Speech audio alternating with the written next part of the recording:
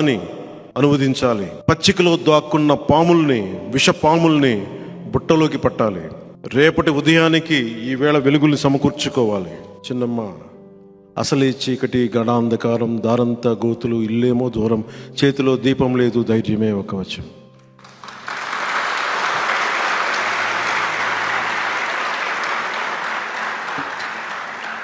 ఈ పదాలు ఈ కవిత నేను చదువుతున్నప్పుడు ఒక సగటు మధ్యతరగతి కుటుంబాలకు చెందిన వ్యక్తిగా, ఒక ఉద్యోగి కొడుకుగా, ఒక సూపర్ స్టార్ తమ్ముడిగా కంటే కూడా నేను ఒక ఉద్యోగి కొడుకుగానే పెరిగాను.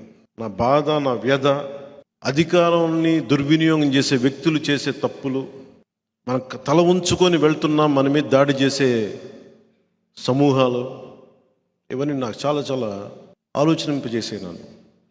నేను ఏదైనా చేద్దాం అనుకునే తపంతో గోపీచంద్ గారిది అసమర్థుని జీవయాత్ర అని ఉంటుంది.